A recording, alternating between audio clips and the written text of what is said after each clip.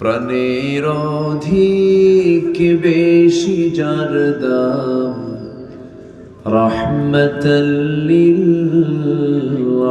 আলামিন। জানো কি তোমরা তাহার নাম, রাহমাতাল লিল আলামিন। অসহায়ের বুকে যে জন গোপনে করে সওয়ার, দুরুদ পড়ে সুবহ ও শাম, রাহমাতাল লিল আলামিন। গরিবের আহার দিতেন, নিজে হয়ে রোজাদার, নিয়মর ভালোবাসার খাম, রাহমাতাল লিল আলামিন। জানো কি তোমরা তাহার নাম, রাহমাতাল লিল আলামিন। সবাই বলি সাল্লাল্লাহু আলাইহি ওয়াসাল্লাম। আজকে কিছুক্ষণ আগে দুটো ছেলের মাথায় আমরা পাগড়ি পরায় দিলাম। কেমন লেগেছে বলেন? কেমন লেগেছে? এটা কি ছোটখাটো কোনো পুরস্কার? ছোটখাটো কোনো পুরস্কার বলেন তো? অনেক বড় পুরস্কার। এর সমকক্ষ, এর সঙ্গে তুলনা চলে এমন কোন পুরস্কার পৃথিবীতে নাই। চিন্তা করা যায়? কোরআনের মতো এই 30 পারা কিতাব তাদের সিনার মধ্যে তোলা, এটা ছোটখাটো কোনো যোগ্যতা নয়। কিন্তু আমার দেশে একটা ক্রিকেটার, একটা ফুটবলার অথবা বিভিন্ন দুনিয়াবি ক্যারিয়ার অর্জন করলে তাদের পেছনে সরকার কোটি কোটি টাকা এক্সপেন্ড করলেও আমার দেশের হাফেজদের পিছনে সেই জাতীয় কোনো প্ল্যান, চিন্তা 54 বছর দেখি নাই। দুঃখ। নাজমুস সাকিব, জাকারিয়া, সালেহ আহমদ তাকরিম, আদেল, এই সমস্ত ছেলেগুলো গোটা পৃথিবীর হাফেজদেরকে হারিয়ে দিয়ে ফার্স্ট পুরস্কার নিয়ে এসেছে। সব আমার দেশের। আমার দেশ বহু সম্ভাবনাময়, কিন্তু ভালো কাজের মূল্যায়ন আমার দেশে একটু কম হয়। আসতে বলেন কেন? আসতে বলেন কেন? ভালো কাজের মূল্যায়ন খুব কম হয়। সম্মানিত ভাইয়েরা, আমরা ভালোর সঙ্গে থাকবো, জোরে বলি ইনশাআল্লাহ। ভালো মানুষ বেশি না কম? বেশি। ভালো মানুষ বেশি না কম? মন্দ মানুষ বেশি। জান্নাতে বেশি মানুষ যাবে না কম মানুষ যাবে? বলেন। কম মানুষ। আর বেশি মানুষ কোথায় যাবে? জাহান্নামে যাবে। এই জন্য সাইয়্যিদিনা ওমর ফারুক রাদিয়াল্লাহু তাআলা আনহু মাঝে মাঝে দোয়া করতেন, আয় রাব্বুল আলামিন, তুমি আমাকে অল্প সংখ্যক লোকের কাতারে শামিল করে নিও।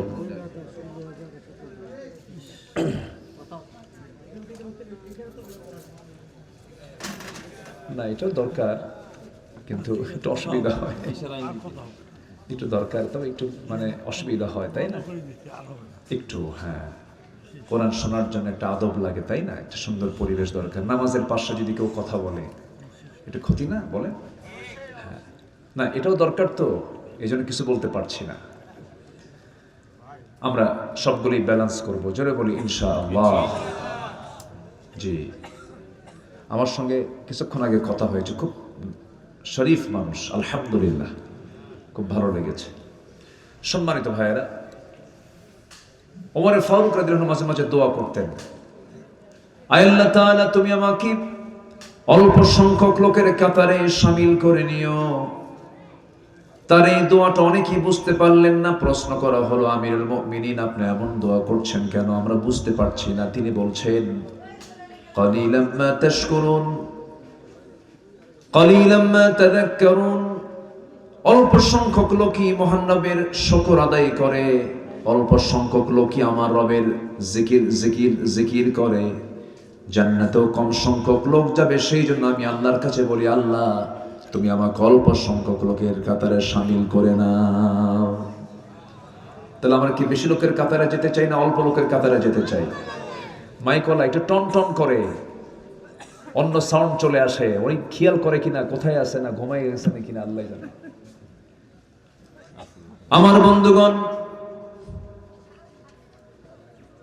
সংখ্যাধিক্য, অধিকাংশ লোক যেদিকে সেই দিকে যাব, এটা আমার জন্য কোনো সূত্র নয়।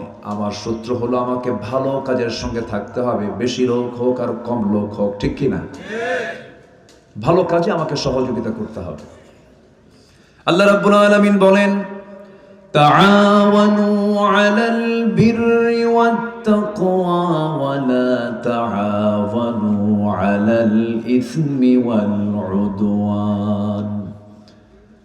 ভালো কাজে, পুণ্যের কাজে তোমরা সহযোগিতা করো পরস্পরে, যেটা পাপ সেই কাজে তোমরা সহযোগিতা করতে যেও না। কিন্তু দুঃখজনক হলো সত্য, আমরা যে সমাজে বসবাস করি, আমরা যে রাষ্ট্রের আজকে নাগরিক, এই রাষ্ট্রে, এই সমাজে, এই জনপদে ভালো কাজ বেশি না মন্দ কাজ বেশি? বলেন বলেন, মন্দ কাজ। ভালো কাজ করাটাই কঠিন। আপনি সুদের বিরুদ্ধে কথা বলবেন, আপনি অচল হয়ে যাবেন। আপনি জেনার বিরুদ্ধে কথা বলবেন, আপনি অচল হয়ে যাবেন, আপনাকে কথা বলতে দেবে না। এই যে আমি এখানে বসে আছি, অনেক ব্যক্তির মাথা ব্যথা হয়ে আছে, হয়তোবা অনেকে চিন্তায় আছেন, হুজুর কোন দিক দিয়ে যেন কি কয়, বিভিন্ন পেরেশানি। আগে তো কথা বলতেই দিত না, যখন বসতাম দুই পাশে কিরামুন কাতিবিন বসে রাখত, বসে থেকে বলতো, হুজুর এমন ওয়াজ দিবেন যে ওয়াজে দুনিয়ার কোনো প্রসঙ্গ আসবে না, আকাশ নিয়ে কবেন আর কবর নিয়ে কবেন, দুনিয়া আমরা দেখে নেব, ওরা মদ খাবে আর আমরা দোয়া করে দেব। এগুলি চলেছে।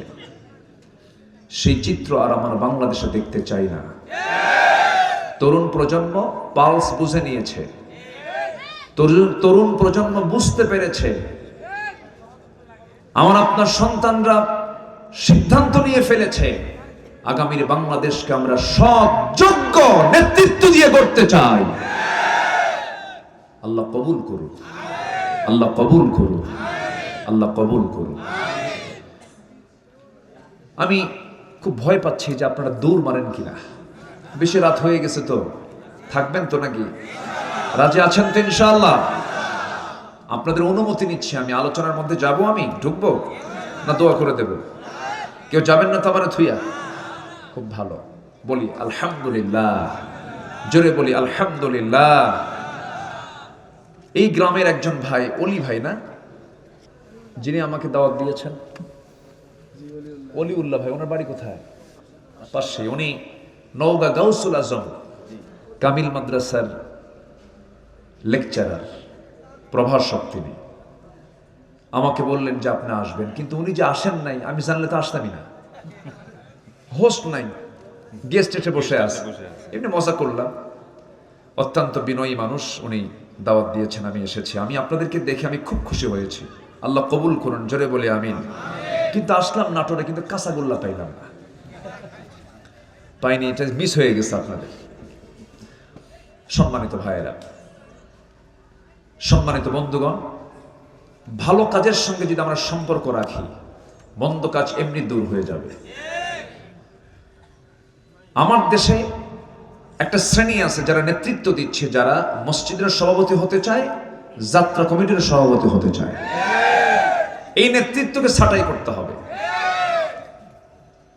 একই ব্যক্তি মসজিদের প্রথম কাতারে নামাজ পড়ে, আবার নাইট ক্লাবের সভাপতি হয়ে বসে থাকে, মদের বোতলও খায়, আছে কিনা বলেন? এগুলোকে আমাদের ছাঁটাই করা উচিত।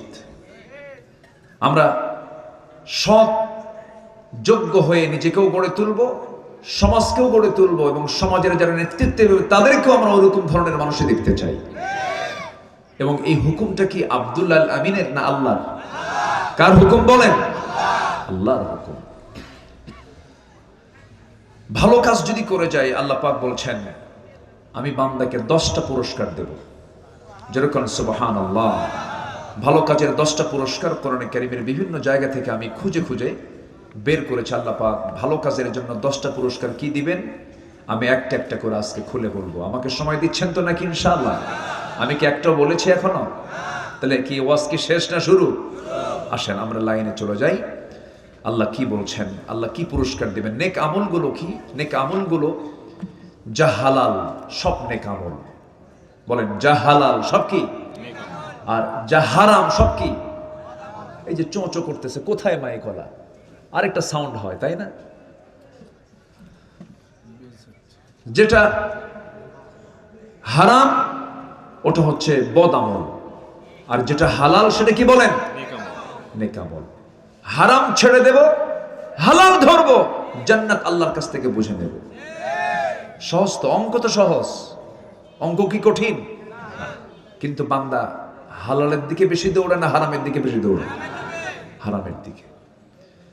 আল্লাহ রাব্বুল আলামিন হালালটাও ক্লিয়ার করেছেন, আবার হারামটাও ক্লিয়ার করেছেন। কোনটা হালাল কোনটা হারাম। আল হালালু বাইয়িন আল হারামু বাইয়িন। যেরকম বিয়েটা হালাল, বিয়েটা কি বলেন? হালাল। আবার জেনাটা কি বলেন? বলেন বলেন। ব্যবসাটা কি? সুদটা কি? আল্লাহ রাব্বুল আলামিন বলছেন আহাল্লাল্লাহুল বাই'a ওয়া হাররামার রিবা। আমি আল্লাহ রাব্বুল আলামিন ব্যবসাকে হালাল করেছি আর সুদকে করে দিয়েছি হারাম। আল্লাহ পাক এটা ক্লিয়ার করে দিয়েছেন। কিন্তু বান্দা কয় ব্যবসা, সুদ তো ব্যবসার মতোই। দেখেন ও আবার উল্টা যুক্তি দেয়, সুদ তো ব্যবসার মতোই। কিন্তু সুদ কখনো ব্যবসার মতো হবে না, ব্যবসা কখনো সুদের মতো হবে না। সুদকে আল্লাহ রাব্বুল আলামিন এত জঘন্য হিসাবে বান্দার সামনে প্রেজেন্ট করেছেন। সুদের সর্বনিম্ন গুনাহ হলো নিজের মার সঙ্গে জেনা করা। যেরকম নাউযুবিল্লাহ। আমার ওয়াজে কিন্তু আজকে খুব একটা মজা পাবেন না। হালাল হারাম নিয়ে আলোচনা শুরু হচ্ছে তো কেউ উঠবেন না, যিনি উঠবেন ভাববো ওটাই সুদ খায়। একটু বসে থাকেন। আমরা জান্নাত পেতে চাইলে আমাদেরকে খারাপ কাজগুলো ছাড়তে হবে, আর নেক আমল করলে তার 10টা ফলাফল আল্লাহ দিয়ে দিবেন। যেরকম সুবহানাল্লাহ। আমার বন্ধুগণ একটু কান লাগাবেন, মনোযোগ দিয়ে শুনবেন। জেনাকে আল্লাহ রাব্বুল আলামিন হারাম করেছেন কেন? জেনা হলে পরে সমাজে সুস্থ না অসুস্থ? সমাজ অসুস্থ হয়ে পড়বে, মানুষ রোগী হয়ে যাবে। এই যে নতুন নতুন রোগের প্রাদুর্ভাব, কোভিড-19 চলে গেল, গোটা পৃথিবী অচল হয়ে থাকলো, এটার মূল কারণ হলো জেনা। মাঝখানে কোন এক শুক্রবারে ভূমিকম্প হয়ে গেছে সমাজে। জেনা বাড়লে পরে ভূমিকম্প বাড়ে। হয়েছে না? ভূমিকম্প হয়েছে না? কোন বেলা হয়েছে? রাত্রে বেলা না দিনের বেলা? দিনের বেলা শুক্রবারে জুমার একটু আগ দিয়ে হয়েছে। সেদিন ঢাকার যে চিত্র ছিল, ঢাকা নগরীর ধানমন্ডি, বাড়িধারা, গুলশান, ডিউএইচএস অভিজাত এলাকার কোন হাইরাইজ বিল্ডিং এর কোন ফ্ল্যাটে কোনো মানুষ ছিল না। শুধু কয়েক সেকেন্ড একটা ঢেউ দিয়েছেন, একটা ধাক্কা মেরেছেন। এক ধাক্কায় সব মারছে দৌড়। জুতো পায়ে না খালি পায়ে? আজ থেকে জুতো পায়ে না খালি পায়ে? গায়ে মনে হয় কাপড় চোপড় ছিল, শার্ট প্যান্ট, গেঞ্জি, বড় জোর একটা লুঙ্গি। মারছে দৌড়। সব ভিআইপি রাস্তায় দাঁড়ায় হয়ে গেছে ভিআইপি ফকির। ভিআইপি কি? ফকির। সব যে দৌড় মারলো কার ভয়ে? আল্লাহর ভয়ে। কি কয় এটা? আল্লাহর ভয়ে? মরার ভয়ে। মরার ভয়ে চলে গেছে। যদি আল্লাহর ভয়ে যদি ঘর থেকে বের হতো 10:30টায় ভূমিকম্পের সময় বের না হয়ে ফজরের সময় মসজিদে ভয়ে চলে যেত। আর মসজিদে যদি আল্লাহর ভয়ে নামতো আল্লাহ পাক সকালবেলা গজব দিতেন না। ভূমিকম্প কখনো রহমত নয়, আল্লাহ পাকের সিগন্যাল এগুলো। আল্লাহ রাব্বুল আলামিন ভূমিকম্প কেন দিয়েছেন, কি জন্য দেন? এই ভূমিকম্প থেকে বাঁচার জন্য আল্লাহ রাব্বুল আলামিন পাহাড় দিয়েছেন। এই পাহাড়গুলো যদি না দিতেন তাহলে ভূমিকম্প হয়ে সমস্ত কিছু চৌচির হয়ে যেত, সব কিছু ওলটপালট হয়ে যেত। আল্লাহ রাব্বুল আলামিন পাহাড়গুলো কেন দিয়েছেন? ওয়ালকা ফিল আরদি রাওয়াসিয়া আন তামিদা বিকুম ওয়া আনহারান ওয়া সুবুলান লাআল্লাকুম তাহতাদুন। জোরে বলুন আল্লাহু আকবার। আল্লাহ রাব্বুল আলামিন জমিনে স্থাপন করেছেন শক্তিশালী পর্বতমালা, পাহাড়গুলো দিয়েছেন। এই পাহাড়গুলো আমার দেশে কোন বিভাগে সবচেয়ে বেশি বলেন? চট্টগ্রাম, সেকেন্ড হলো সিলেট, রাজশাহী অঞ্চল সমতল, রংপুর অঞ্চল সমতল, আবার রংপুরের শেষ মাথা যেখানে পঞ্চগড়টা আবার হিমালয়ের পাশে। যদি অন্য দেশ, কিন্তু পঞ্চগড়ের সঙ্গে পৃথিবীর সবচেয়ে বড় পর্বত হিমালয়। এই হিমালয় যত বড়, আল্লাহ রাব্বুল আলামিন আবার সমুদ্রের গভীরতা এত বেশি দিয়েছেন। গোটা হিমালয়কে যদি প্রশান্তের মাঝখানে দেওয়া হয়, অনায়াসে হিমালয় ডুবে নিঃশেষ হয়ে যাবে। সুবহানাল্লাহ বলবেন না? এই হিমালয় পাহাড়টা যত বড়, আমার দেশের বান্দরবান, রাঙ্গামাটি, খাগড়াছড়ি, ওইদিকে সিলেট, ত্রিপুরার অঞ্চলগুলো, যে পাহাড়গুলো আছে আল্লাহ রাব্বুল আলামিন দিয়েছেন, যে পাহাড়গুলো আমরা দেখতে পাই, যতটুকু দেখতে পাই তার চাইতে 90 গুণ বেশি মহান রাব্বুল আলামিন প্রত্যেকটা পাহাড়ের নিচে তারা ফাউন্ডেশন দিয়েছেন। যেরকম সুবহানাল্লাহ। উপরে দেখি 10 ভাগ আর ভিতরে নিচে হলো 90 ভাগ। কেন দিয়েছেন? যেন ভূমিকম্পে যেন আন্দোলিত না হয়, ভূমিকম্পে যেন নড়াচড়া না করে। আল্লাহ রাব্বুল আলামিন এই জন্য এই পাহাড়গুলো দিয়েছেন। এই পাহাড়গুলো দিয়েছেন কে? পাহাড় কেটে সমান করে কে? আল্লাহ।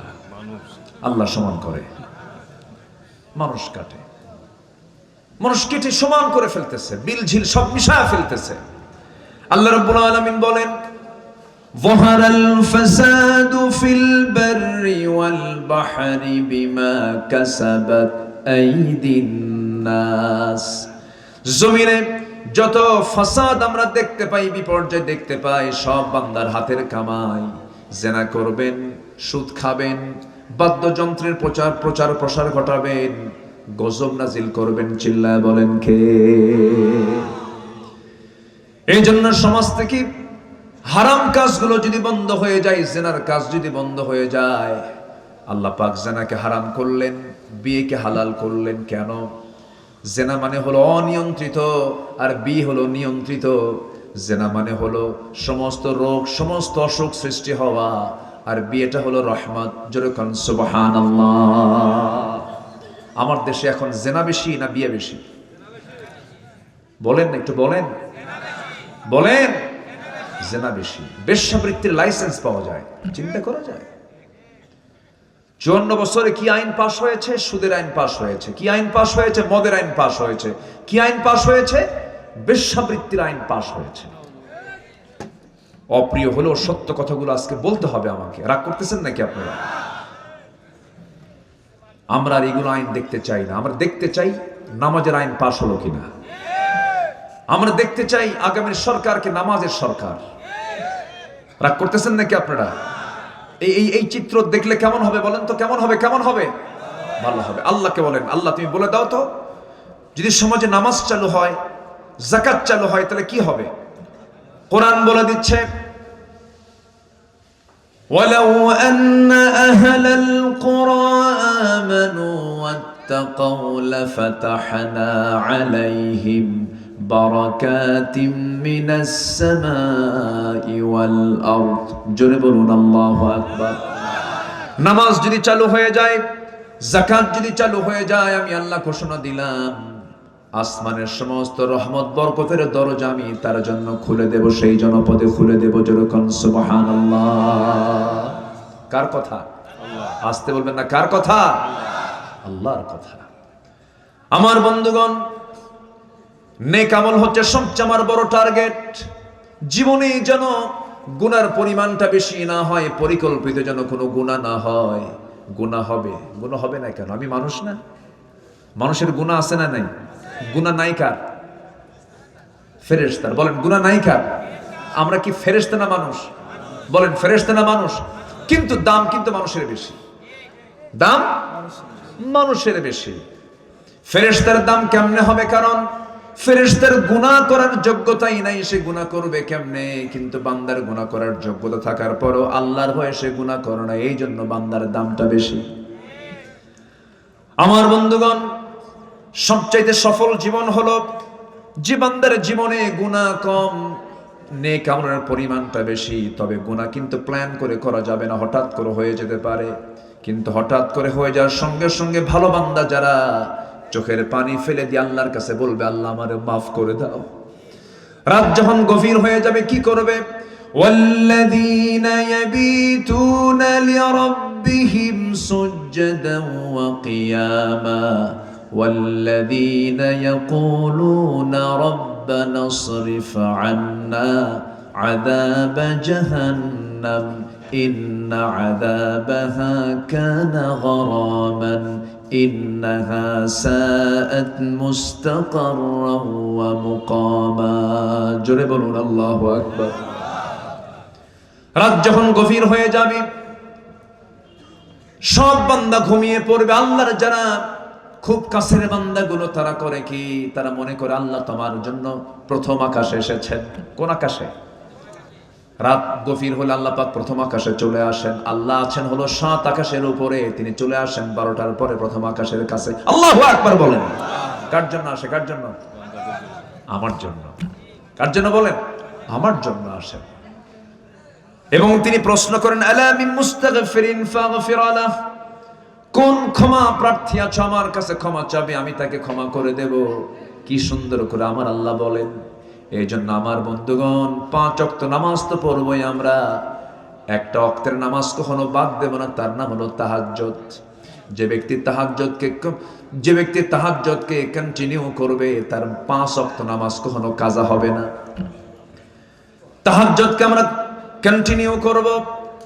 আল্লাহর সঙ্গে সম্পর্ক না সৃষ্টি হলে পরে কখনোই আমি এই দুনিয়ার জীবনে শান্তি পাবো না। হয়তো ভাববেন টাকা থাকলে শান্তি, বউ থাকলে শান্তি, সমাজে নেতা হয়ে গেলে শান্তি না।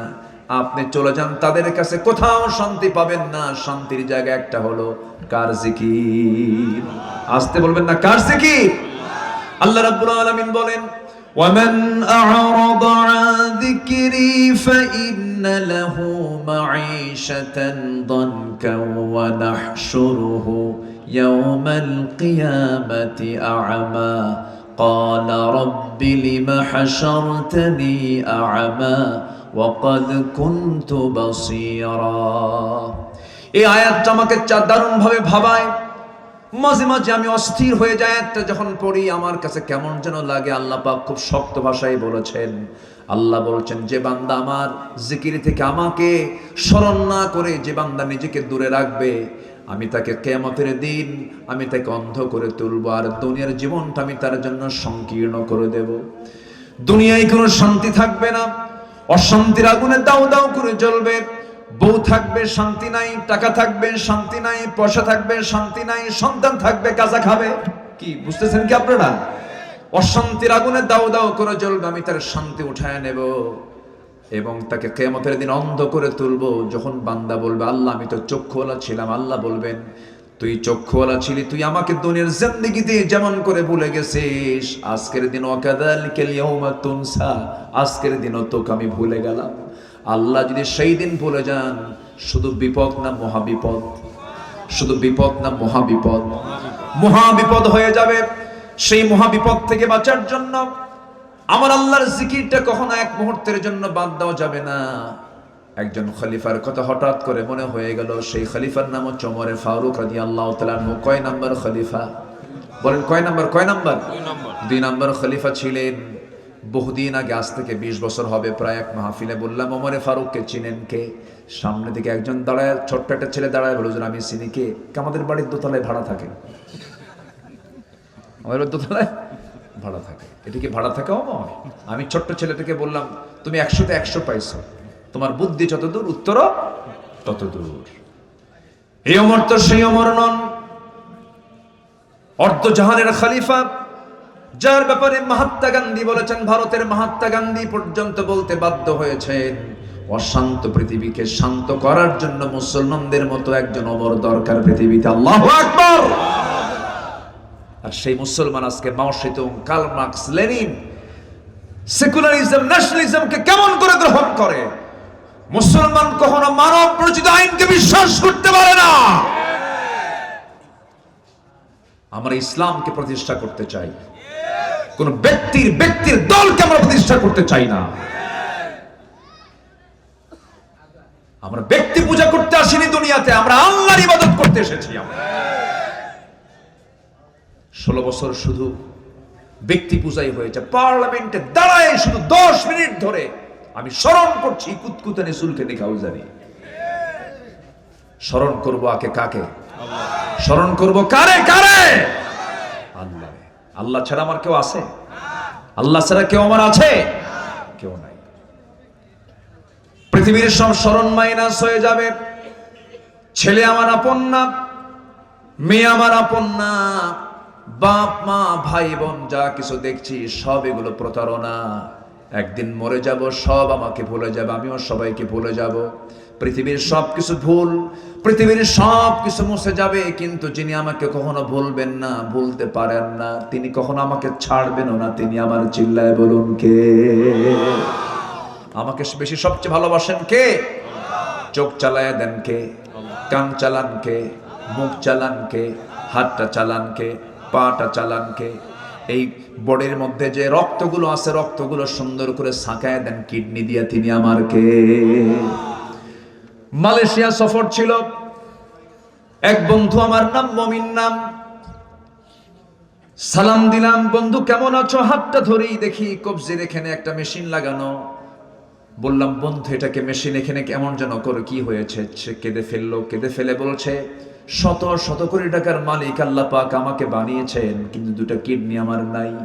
আমি আল্লাহকে বলি, আল্লাহ সব সম্পদ তুমি আমার থেকে নিয়ে নাও, কিডনি দুইটা ভালো করে দাও। সপ্তাহে তাকে 4 দিন হসপিটালে যেতে হয়, কিডনি ডায়ালিসিস করার জন্য যেতে হয়, ডায়ালিসিস মেশিনে নিতে হয়। রক্তগুলো ডায়ালিসিস না করলে সে মরে যাবে। যা কিডনি করে তা দুনিয়ার মেশিনে করতে হয়। দুনিয়ার মেশিন, ডায়ালিসিস মেশিনটার ওজন হলো 100 কেজি। আর আল্লাহ রাব্বুল আলামিন তার চেয়ে উন্নত মানের মেশিন দিয়েছেন আমাদের দেহের মধ্যে দুইটা। একটা দিলেও চলতো, দুটো কিডনি দিয়েছেন। দুটা কিডনির ওজন হলো মাত্র 200-400 গ্রাম। আর ডায়ালিসিস মেশিনের ওজন হলো 100 কেজি। আল্লাহ পাক 200 গ্রামে যা দিয়েছেন, আর বান্দার 100 কেজিতেও তাও নাই। যেরকম সুবহানাল্লাহ। যদি এমনটা হয়ে যেত, যদি এমনটা হতো, আল্লাহ আমাকে দুনিয়া থেকে পাঠায় দিলেন, যা তুই দুনিয়াতে যা, এরপর আকাশ থেকে 100 কেজি দুইটা কিডনি পাঠায় দেব। ধানের বস্তা নেব না কিডনির বস্তা নেব? কত বেকায়দা হয়ে যেত। আল্লাহ বলছেন, বান্দারে এমন সুন্দর করে সৃষ্টি করেছি, তোর বডির মধ্যে সব প্ল্যান করে সুন্দর মতো ব্যালেন্স করে বানায় দিয়েছি। আল্লাযী খালাকাকা ফাসাওয়াকা ফাআদালাক। আল্লাহু আকবার।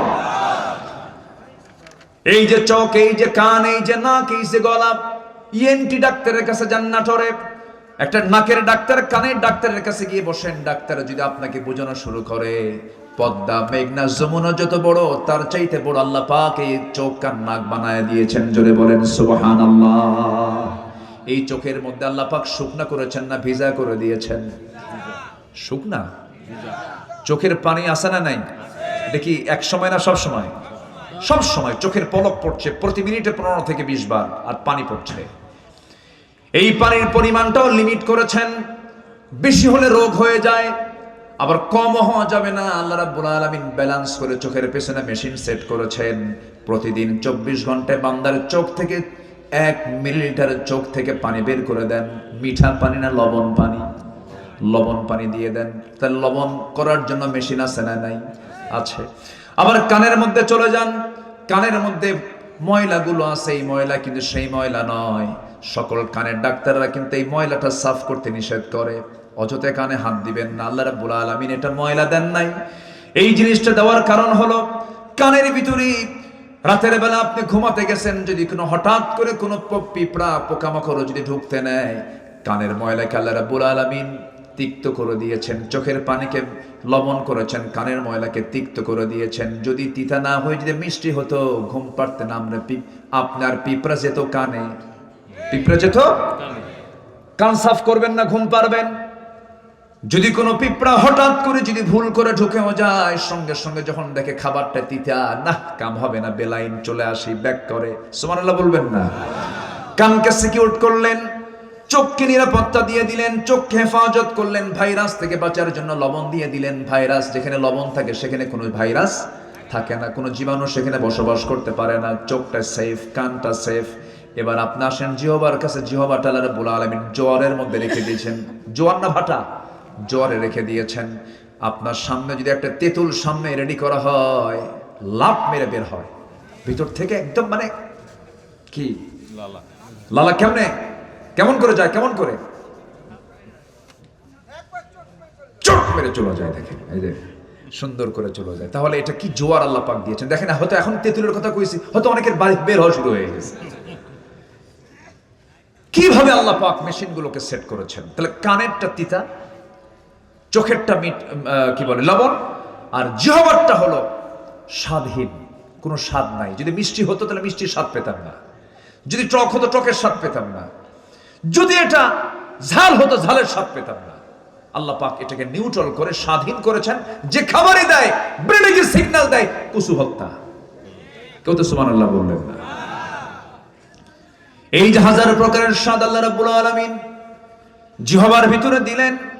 আল্লাহ বলছেন আলাম নাজআল লাহু আইনাইনি ওয়া লিসানান ওয়া শাফাতাইনি ওয়া হাদাইনাহুন নাজদাইন। জোরে বলুন আল্লাহু আকবার।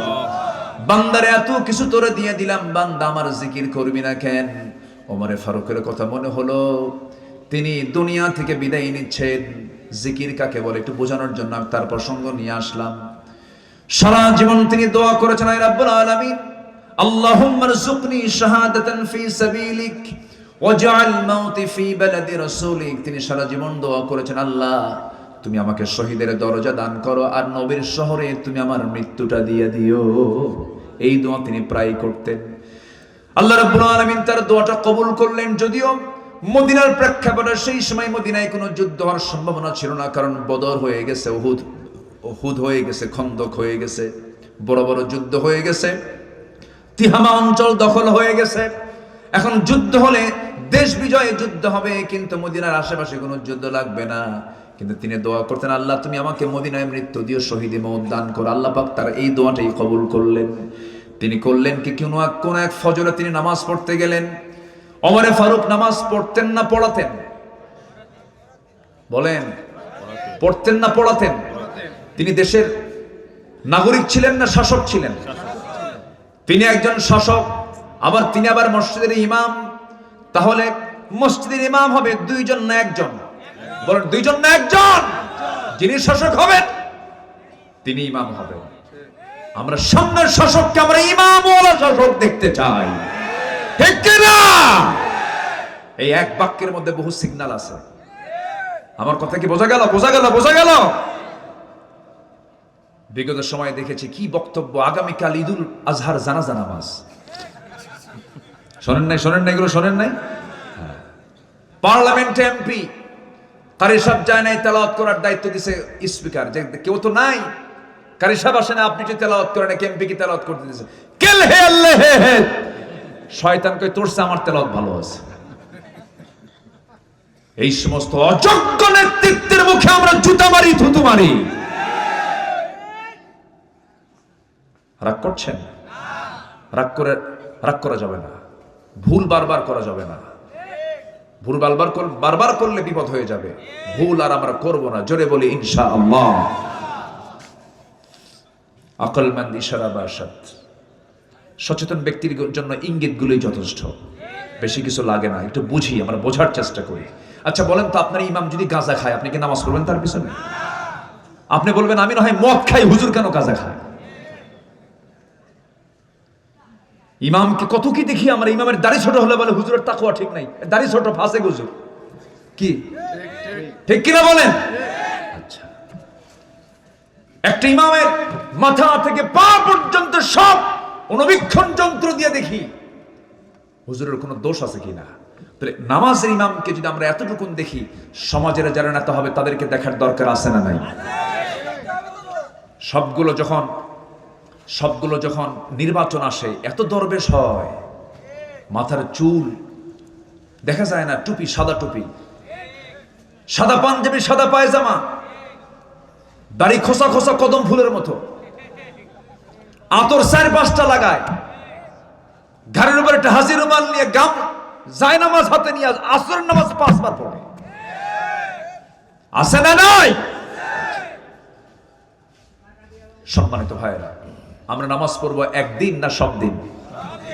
আমরা নামাজ পড়বো একবার না 5 বার?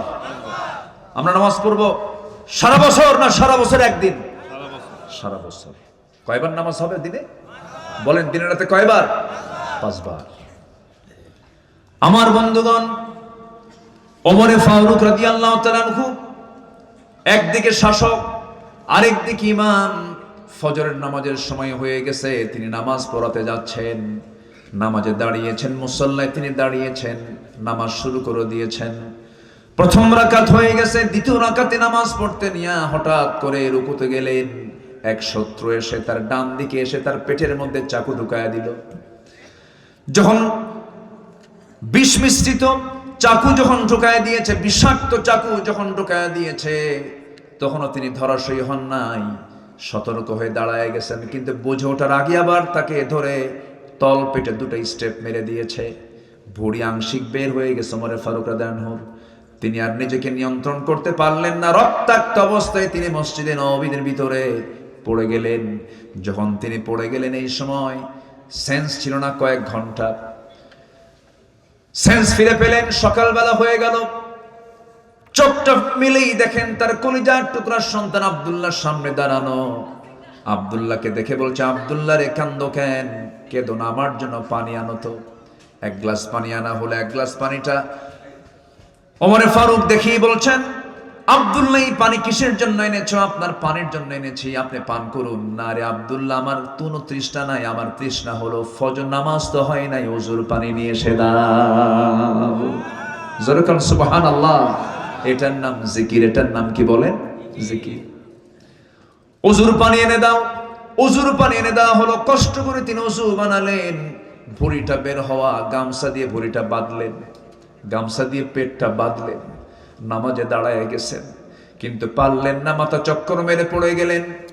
শুয়ে ইশারা করে নামাজটা পড়ার পরে বলছে, আব্দুল্লাহ কেঁদো না, কান্দো কেন? তোমার বাবার তো সারা জীবনের দোয়া আজকে কবুল হয়ে যাচ্ছে। তোমার বাবার দোয়া হলো আমি যেন শহীদ হয়ে যেন মদিনায় যেন মারা যাই। আজকে আমি বড় ভাগ্যবান। আমাকে যে আঘাত করেছে সে কোনো মুসলিম নয়, সে একজন অগ্নি পূজক, আবু লুলু মাজুসি। সে আমাকে অ্যাটাক করেছে। আমি একজন অগ্নি পূজকের হাতে শহীদ হয়ে যাচ্ছে। আমি আল্লাহর দরবারে জানুন কৃতজ্ঞ। আল্লাহ, তুমি আমাকে শহীদের কাতারে শামিল করে নিও। আব্দুল্লাহ, তুমি আমাকে হাসি মুখে বিদায় করে দাও। এই কথা বলি বলছেন, আব্দুল্লাহ কেন্দ্র না, কাব্বা আপনার জন্য ডাক্তার নিয়ে আসছি। ডাক্তার সামনে বসে গেলেন। ডাক্তার বসেই বলতে, আমিরুল মুমিনিন, আপনার জন্য আমি 1 গ্লাস দুধ এনেছি, আপনি পান করুন। বিসমিল্লাহ বলে তিনি দুধ পান করলেন, কিন্তু দুধটা পেটের মধ্যে থাকলো না, স্টমাকে রাখতে পারলেন না, কারণ পেটটা ফুটো হয়ে গেছে। ফুটো পেট দিয়ে সব দুধগুলো বাইরে বের হয়ে গেছে। ডাক্তারের জিহ্বায় কামড় মেরে বলছেন, ইন্না লিল্লাহ, আমরা কিছুক্ষণের মধ্যে আমরা খলিফাতুল মুসলিমিনকে হারায় ফেলবো, তিনি আর বাঁচবেন না, কোনো উপায় নাই। ওমরে ফারুক মুস্কি মুস্কি হাসি মেরে বলছেন, ওরে ডাক্তার, তুমি আমাকে বাঁচাবা কেমনে? তুমি তো আমাকে আর বাঁচাতে পারবে না, কারণ নাকের মধ্যে ওমর জান্নাতের ঘ্রাণ পাওয়া শুরু করেছে।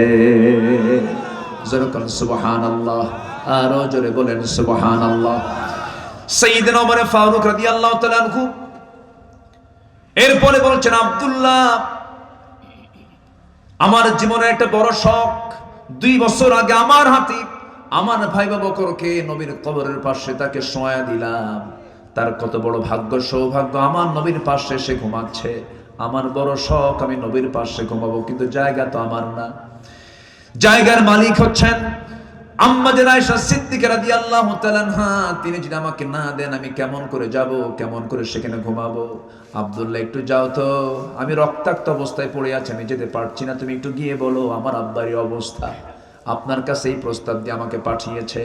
তার কলেজার টুকরা আব্দুল্লাহ গিয়ে যখন এই জাতীয় প্রস্তাব যখন দিয়ে ফেললেন, মা আম্মা জান আয়েশা চোখের পানিতে সয়লাব হয়ে গেছেন, কাঁদতে কাঁদতে বেকরার হয়ে গেছেন। আহারে, অর্ধ জাহানের শাসনকর্তা ওমরে ফারুকের মতো মানুষ আমার কাছে সামান্য একটা জায়গার জন্য আবদার করতেছে, আমার কবরের জায়গাটা আমি বিশ্বজাহানের খলিফা ওমরে ফারুকরে দান করে দিলাম। আমার বন্ধুগণ, এই ছোট্ট ইতিহাস থেকে আমি যে বিষয়টা বোঝাতে চাচ্ছিলাম, যত কিছু হোক না কেন সবাইকে ভুলবো, কিন্তু ভুলবো না যাকে তিনি আমার। চিল্লায় বলুন কে? কাকে ভোলা যাবে না? সবচেয়ে শ্রেষ্ঠ সৎ আমল, নেক আমল হলো এই নেক আমলটা। আল্লাহকে যদি জিকির করি, আল্লাহকে যদি স্মরণ করি, আল্লাহর আইন কানুন যদি মেনে চলি, আমার দ্বারা কখনো খারাপ কাজ হতে পারে না, আমার দ্বারা কোনো অন্যায় কাজ হতে পারে না। কারণ আমার জীবনের সবচাইতে বড় রাজসাক্ষী যিনি, তিনি আমার কে? আমার অন্তরের খবরটাও রাখেন কে? আল্লাহ তাআলা। কোরআনের আলোকে এই নেক আমলের 10টা শ্রেষ্ঠ ফলাফল একটাও এ পর্যন্ত বলি নাই। নাম্বার 1 একটু শিখে নেই। আল্লাহ রাব্বুল আলামিন বলছেন, যারা সৎকর্ম করে দুনিয়া থেকে বিদায় নেবে, তাদের 1 নাম্বার ফলাফল হলো আল্লাহ তাদেরকে ভালোবাসবেন। যেরকম সুবহানাল্লাহ। তাহলে আল্লাহর ভালোবাসা পাওয়ার জন্য কোন আমল লাগবে বলেন? বা বলেন, সৎ আমল না বদ আমল? বনের সম্পত্তি মেরে খাওয়া ভালো কাজ? এই এলাকায় কি বনের সম্পত্তি মেরে খায়? হ্যাঁ, খুব কম। খুব কম নাকি না খুব বেশি? খাওয়ার পরিমাণ কম না বেশি বলেন? খুব বেশি। গ্রামের মাতব্বরও দুষ্ট কম না, বুঝলেন? মাতব্বরদের আগে কানে কানে বলে আসে, শোনেন বিচারটা এটা করে দিবেন। ঘুষও খায়। এ আছে না নাই? পার্থিব স্বার্থকে প্রাধান্য দিতে গিয়ে আপনি বনের সম্পত্তি, বন যা পেত তার ব্যবস্থা না করে আপনি মিথ্যা একটা ফায়সালা দিয়া বনকে মাহরুম করলেন। আপনি বিচারক হয়ে আপনাকে জাহান্নামে যেতে হবে। ভাইগুলো চালাক কি? বনের সম্পত্তির উপরে লাগানো ধান, সেই ধান বিক্রি করে ওমরায় যায়। কই যায়? ওমরায় যায়। ওমরায় যায় আজওয়া খেজুর কেনে, জমজম পানি সবকিছু নিয়ে বনের জন্য আবার 1 ভরি স্বর্ণের চেন দিয়া, 2 ভরি স্বর্ণের চেন নিয়ে চলে আসে। ভাবে যে একটু বনকে দেই, বন পাবে 1 কোটি টাকার জায়গা। আর বনের জন্য কিনছে একটা চেন আর আজওয়া খেজুর আর জমজম পানি আনছে। জমজম পানি এনে, আজওয়া খেজুর এনে বাড়িতে ঢোকার সঙ্গে সঙ্গে বোনকে ফোন দিয়ে বলে, বোন কোথায় আছো? তাড়াতাড়ি আসো, আমি তোমার জন্য, আমি তোমাকে দেখার জন্য ব্যাকুল, তাড়াতাড়ি আসো। বোন বোনকে ডেকে আনে, বোনকে পাশে বসায় বলে, বোন আমার, মক্কার যে জায়গায় বসেছি তোমার জন্য দোয়া করেছি, মাতাফে বসেছি দোয়া করেছি, হেরাম বেদে তোয়াফ করেছি দোয়া করেছি, মক্কায় দোয়া করলাম, মদিনায় দোয়া করলাম, তোমার জন্য এই আজওয়া খেজুর আনছি, তোমার জন্য জমজম কূপের পানি আনছি, আর সোনার মদিনা থেকে তোমার জন্য সোনার একটা চেন নিয়ে আসছি। বোন মাথাটা নিচু করে তোমাকে পড়ায় দেই। বোন তো দারুণ খুশি, ভাই আমাকে খুব ভালোবাসে। চেন টেন পড়ায় দিয়া খেজুর আর আজওয়া আর জমজম পানি খাওয়ায় দেবার পাশে বোনকে বসায় বলে, বোন একটা কথা বলবো। কি ভাই বলো? একটা কথা বলবো, রাগ করবা না তো? না, অংশ নিলে কিন্তু ধ্বংস হয়। কত বড় বদমাইশ! তাহলে এতক্ষণ ধরে সে যে ওমরার প্ল্যানে গেছে ওমরা করতে, এই যাওয়া আসার মূল টার্গেট হলো কি বলেন? বনে ফাঁকি দেওয়া। ওর হজ কবুল হবে? ওর হজ কবুল হবে? ওর ওমরা কবুল হবে? একটা বিষয় মাথায় রাখবেন, যত কিছুই হোক না কেন কারো হক যেন আমার দ্বারা নষ্ট না হয়। এটা সবচাইতে খারাপ আমল, এটা যেন না হয়। এমনকি আমার কথাই যেন কেউ কষ্ট না পায়, তাহলে আমি তার হক নষ্ট করলাম। এমনকি যার জন্য আমি গীবত করছি তার হক আমি নষ্ট করে ফেললাম। আল্লাহ পাক তাকে মাফ করবেন না। মাফ করবেন কখন? যখন আপনি ওই ব্যক্তির কাছে গিয়ে বলবেন, ভাই আমি অমুক দিন তোমার নামে গীবত করছিলাম, তুমি আমারে মাফ করে দিও। আল্লাহ আপনাকে মাফ করে দিবেন। যেরকম সুবহানাল্লাহ। এই জন্য হক সম্বলিত কোনো অপরাধ নিজের জীবনে বাস্তবায়ন করা যাবে না। বাপ যেদিন মারা গেছে সেই দিনই উচিত বোনদেরকে ডাক দিয়ে বুঝায় দেওয়া, তোমরা তোমাদের অংশ নিয়ে চলে যাও। আমার এই ওয়াজের লাইনে অন্তত ভাইরা খুশি না হলো বোনরা দারুণ খুশি, হুজুর বাস্তব একটা কথা বলছেন। আরো কিছু কন, ভাইরা কিছু বসে আছে নাকি? আচ্ছা, রাগ করলেন নাকি আপনারা? সুদের বিরুদ্ধে কথা বললাম, এটাও তো একটু ডিসফেভার হতে পারে। আবার বোনের সম্পদ বুঝা দিতে বললাম, নেকামল তো আজকে আমার সাবজেক্ট হচ্ছে নেকামল। তো নেকামল করতে গেলে যেটা বদামল এগুলো খুঁজে বের করার দরকার আছে না নাই? আচ্ছা, এই কথাগুলো শুধু আপনি শুনছেন না, এই কথাগুলো এখানে প্রায় অনেকগুলো চ্যানেল আসছে, এমনকি এখানে যতগুলো চ্যানেল আসছে অনেক 2-4টে টেলিভিশনে এতগুলো চ্যানেলে এত প্রচার হবে না। এই অনুষ্ঠানটা, এই প্রোগ্রামটা হয়তো আগামী 3-4 দিনের মধ্যে কোটি কোটি মানুষের কাছে আমার এই আলোচনাগুলো চলে যাবে। সম্মানিত ভাইয়েরা, নেকামল আমার আপনার জন্য সবচেয়ে বড় পুঁজি। এই পুঁজিটা আমরা অবশ্যই মরার আগে কামাই করব না মরার পরে? মরার আগে।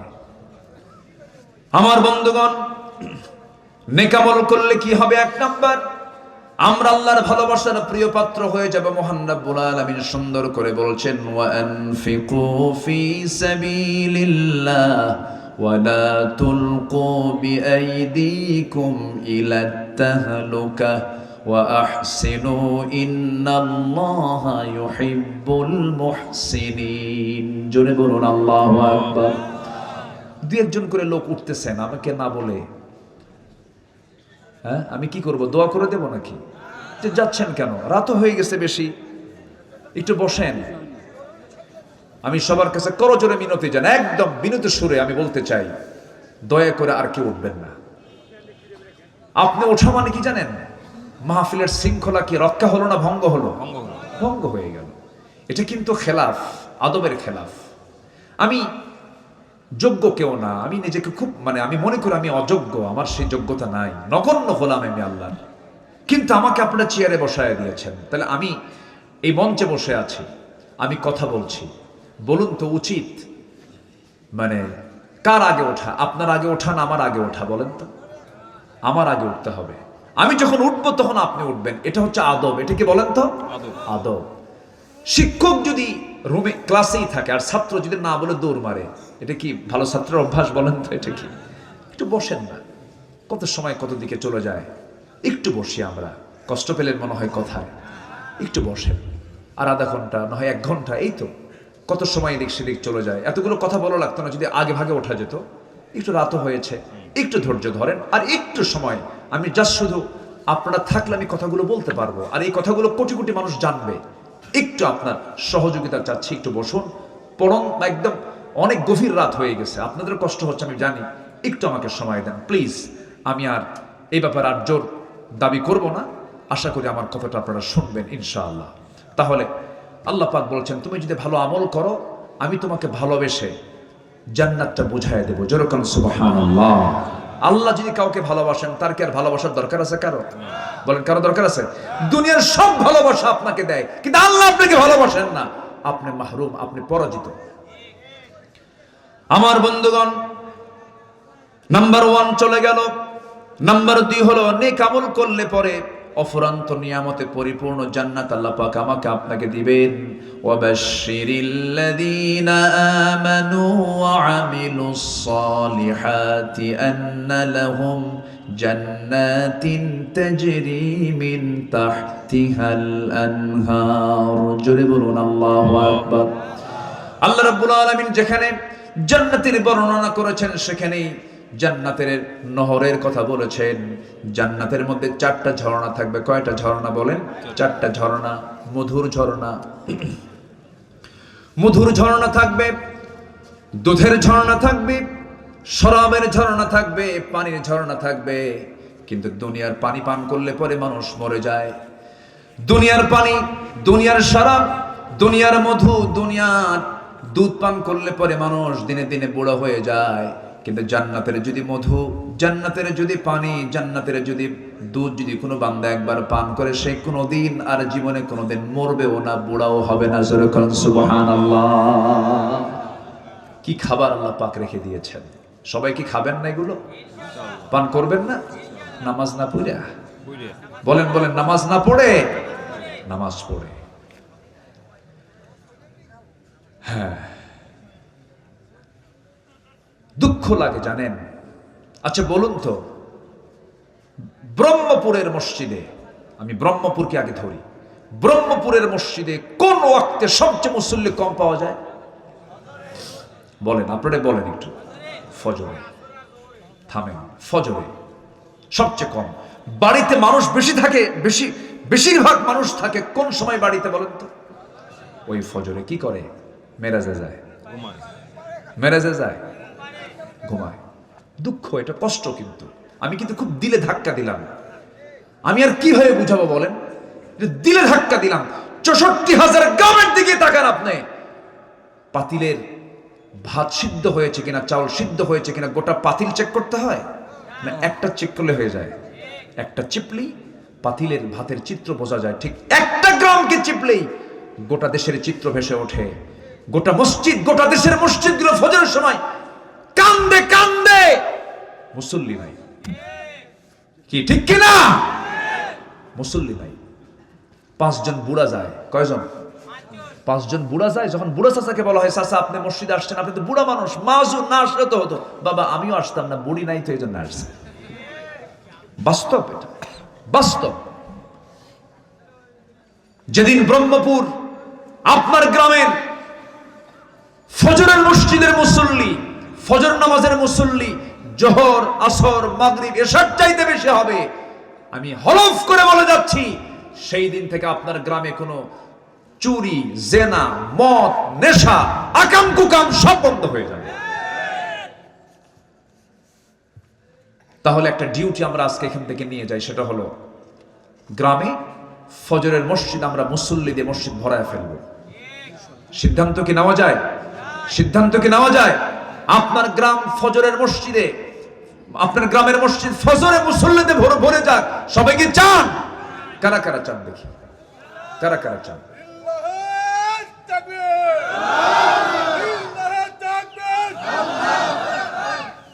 আল্লাহ কবুল করুন। জোরে বলি আমিন। আরো জোরে আমিন, আরো জোরে আমিন। ভাইরে, জান্নাতে যাওয়ার তো একটা পজিশনে আসতে হবে। জাহান্নামে যাওয়ার কারণ কি? কোরআনকে প্রশ্ন করুন, কোরআন বলো তো জাহান্নামে যাওয়ার কারণ কি? কোরআন এক নম্বরই বলছে, ক্বালু লাম নাকু মিনাল মুসাল্লিন, যারা নামাজ পড়ে নাই তারা জাহান্নামে যাবে। এবং সবচাইতে বেশি শাস্তি কাকে দেওয়া হবে কোরআন বলো তো? আল্লাহ বলছেন ফাখালাফা মিন বা'দিহিম খালফুন আদাউস সালাহ, যে ব্যক্তি নামাজকে নষ্ট করবে আমি সবচাইতে বেশি শাস্তি আমি তাকে জাহান্নামের মধ্যে দেব। নামাজ কার হক? আল্লাহ। আসতে বলবেন না, কার হক? এই নামাজ আজকে আমার দেশে মাত্র ৫% মানুষ নামাজ পড়ে। এই ৫% থাকতো না যদি নামাজ রাষ্ট্রীয় পর্যায়ে কায়েম হয়ে যেত, নামাজি হতো ৯৫%। অতএব সেই নামাজ রাষ্ট্রীয় পর্যায়ে কায়েম হোক। সবাইকে চান? চান কারা কারা? হাত উঁচু করে দেখান মুসলমান।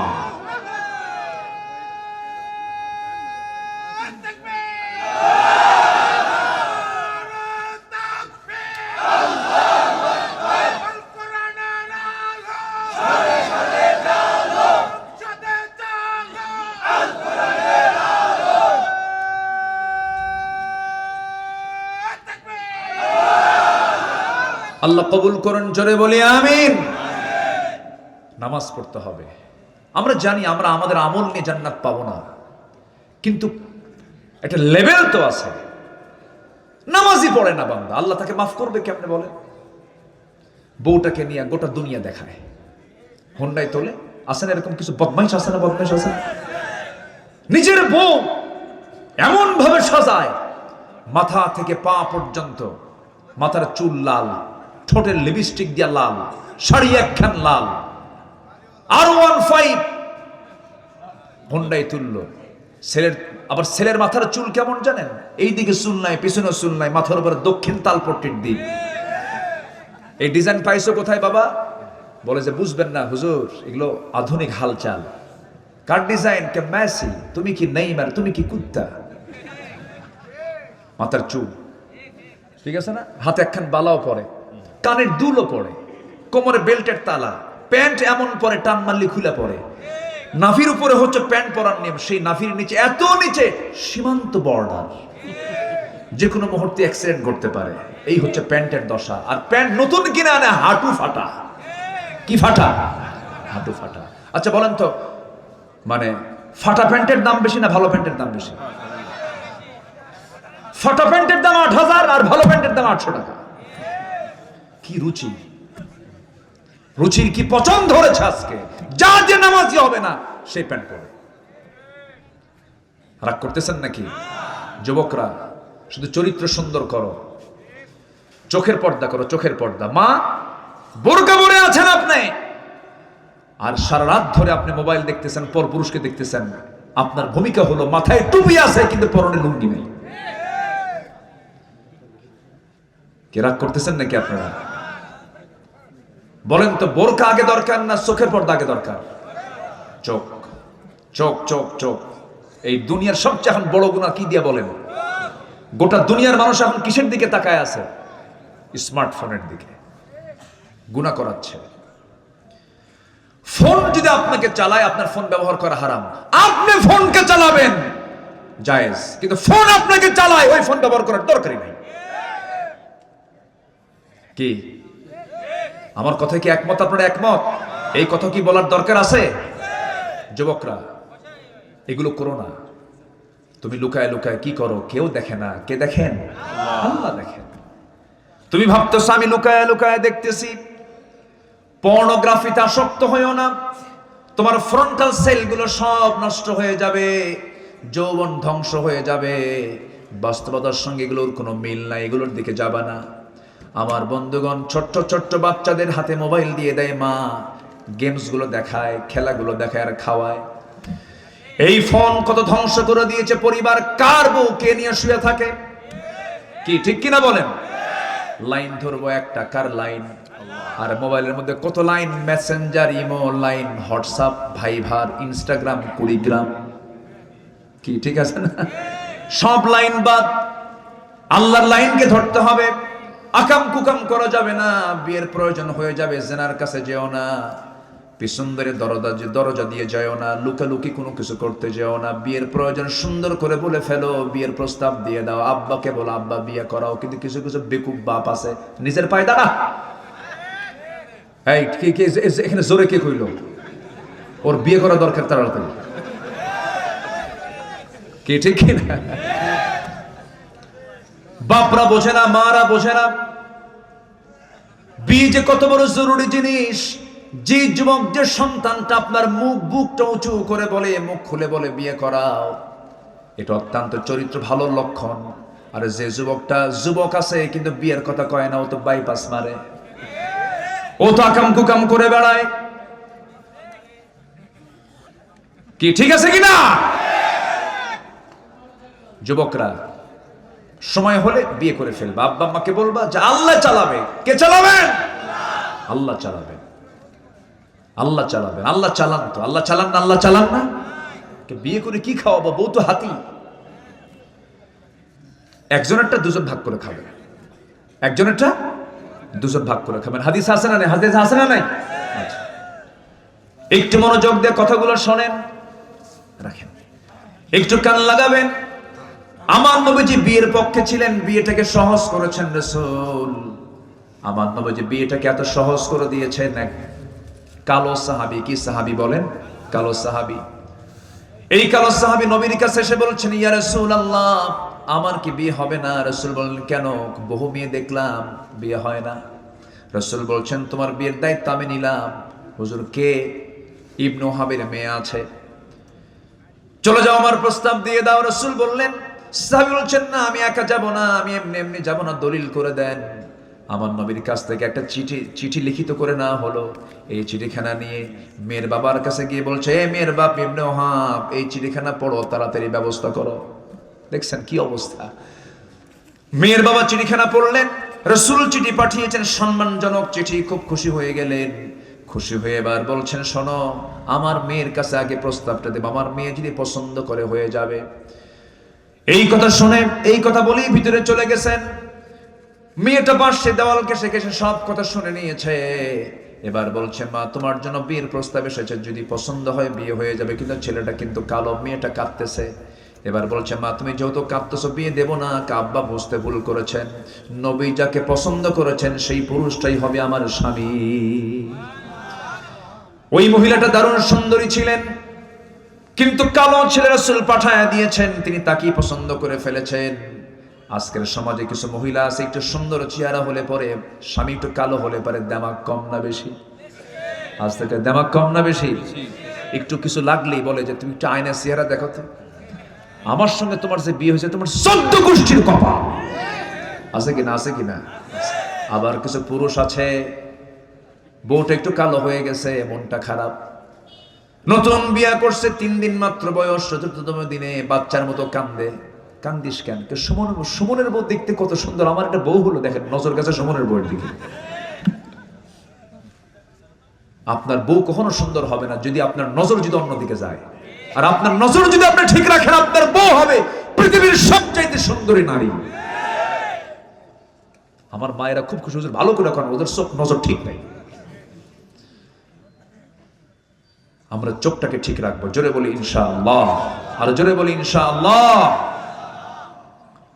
কষ্ট পাচ্ছেন মনে হয়। আমার নবীজির প্রিয় সাহাবী বাইরে দাঁড়ায় আছেন, মীর বাপ এসে বলতেছে এই সাদ তোমার কপাল খুলে গেছে, আমার মেয়ে রাজি, আমিও রাজি। আবু সাদ সালমি বলছেন আমিও তো রাজি। নবীর কাছে গিয়ে বলছে হুজুর আজকে সফল, সব কিছু ওকে, বিয়েটা পড়ায় দেন। কে টাকা আছে? কে না তো। কে টাকা না থাকলে বিয়ে করবা কেমন? হুজুর টাকার দায়িত্ব দিলে আমার বিয়ে হবে না, অতএব সব যখন আপনি খুলেন টাকাটা আপনি দেন, বিয়ে আমি করি। যেরকম সুবহানাল্লাহ। চিন্তা করে দেখেন রাসূল বিয়েটাকে কত ইজি করে দিয়েছেন। নিজের মেয়ে ফাতিমা, বিশ্বনবী রাষ্ট্রনায়ক মুহাম্মদ সাল্লাল্লাহু আলাইহি ওয়াসাল্লাম তার নিজের মেয়েকে বিয়ে দিচ্ছেন। একটা জামাই ছিল ধনী, কে বলেন তো? যেটা ধনী জামাই, ওসমান। এটা এমন ধনী, একদিন রাসূলের কাছে এসে বলতেছে হুজুর আমার আর ভাল লাগে না, কেন? আপনি দোয়া করেন তো আমার সম্পদ যেন কমে যায়। আচ্ছা কোন ধনী কি এরকম কয়? বলেন তো দুনিয়ার কোন ধনী এরকম কয়? উনি বলতেছে যে হুজুর আপনি একটু দোয়া করেন আমার সম্পদ যেন কমে। রাসূল বলছেন কেন? আমি এত হিসাব আর নিতে পারতেছি না। রাসূল বলেন তুমি খাও কেমনে বলো তো, তোমার খাওয়ার স্টাইলটা বলো তো। সাইয়েদনা ওসমান বললেন ইয়া রাসূলুল্লাহ আমার খাওয়ার সিস্টেম হলো আমি যদি উটের পিঠেও চড়ে থাকি, উটের পিঠটা কিন্তু অনেক উঁচা, সে উটের পিঠে যদি খাইতে বসে আমি উটের উপর থেকে খাইতে নিয়ে যদি আমার একটা দানাও পড়ে যায়, আমি উটটাকে বসাই, আবার আমি নিজে নেমে সেই দানাটা তুলে ধুয়ে নিয়ে আবার সেটাকে আমি আবার খাই। রাসূল বলছেন তোমার জন্য দোয়া করে কোনো কাম হবে না, তোমার সম্পদ আরো হবে। যখন সুবহানাল্লাহ। মেয়েকে একটা দিয়েছেন, ধনীর সাথে হয়ে গেছে, সবচেয়ে কাছের মেয়ে, সবচেয়ে অত্যন্ত আদরের দুলালি ফাতিমার জন্য বিয়ের প্রস্তাব আসলো। মদিনার ধনাঢ্য সাহাবীরা প্রস্তাব দিচ্ছেন, রাসূল নট এলাও, হবে না, যাও। সবার প্রস্তাব তিনি আউট করে দিলেন। এবার যার ঘর নাই, বাড়ি নাই, টাকা নাই, পয়সা নাই, নবীর কাছে এসে সামনে আস্তে করে বসে আছেন। রাসূল বলছেন আলী বসে বসে কি চিন্তা করো, কিছু বলবা নাকি? হুজুর কি বলবো, লজ্জা লাগে। তুমি কি বিয়া করবা নাকি? দিলে করব। সুবহানাল্লাহ। দিলে করব। তোমার কি কিছু আছে নাকি? যা আছে আমার হাতের সাথে। কোথায়? এই যে তরবারি, এই যে ঢাল, আর কিচ্ছু নাই ইয়া রাসূলুল্লাহ। আমার নবীজি বলছেন তরবারি লাগবে যুদ্ধ করার জন্য, ঢাল ছাড়াও যুদ্ধ হয়, ঢালটা বেঁচে আসো। বিশ্ব নবী তার সবচেয়ে কাছের মেয়েকে বিয়ে দিচ্ছেন, ঢাল বিক্রি করার টাকা দিয়ে মোহরনার টাকা নির্ধারণ করবেন। ঢাল বিক্রি করতে গেছেন, ঢাল বিক্রি করতে গিয়ে কোনো কাস্টমার পান নাই, সামনে দাঁড়ায় আছেন সকালবেলা ওসমান রাদিয়াল্লাহু তাআলা আনহু। আলী তুমি কেন আসছো? ঢাল বিক্রি করব। কেন? বিয়া কার সাথে? আপনার শালীর সাথে। সুবহানাল্লাহ বলবেন। খুব খুশি হলেন, দাও। ঢালটা নিলেন, টাকাটা দিলেন। কিছুক্ষণ পর কিছু দূর যেতে না যেতেই বলছেন আলী এইদিকে আসো, যোদ্ধার হাতে কি ঢাল না থাকলে মানায় নাকি? ঢালটা তোমাকে দিলাম আর টাকাও তোমাকে আমি দান করে দিলাম, যাও। চলে গেছেন, নবীর কাছে গিয়ে দাঁড়ায় আছেন, ঢালটা হাতে আছে। রাসূল বলছেন আলী মনে হয় ঢালটা বিক্রি হয় নাই। হুজুর ঢাল তো বিক্রি হয়েছে। তাহলে ঢাল হাতে কেন? হুজুর আমাকে ঢালটা উপহার দিয়েছে, আবার টাকাও পাইছে, ঢালও পাইছে। কে? ওসমান। লোক আর খুঁজে পাও নাই। যখন সুবহানাল্লাহ। বিক্রিটা অন্য কারো কাছে করো, আমি জামাইকে বলতে পারলাম না, তার আগে তুমি ঢোল পিটায় আসলা। আল্লাহ রাসূল কত সহজ করে দিয়েছেন, একটা অনড়ম্বরপূর্ণ বিয়ে, কোনো খরচ নাই, কিচ্ছু নাই।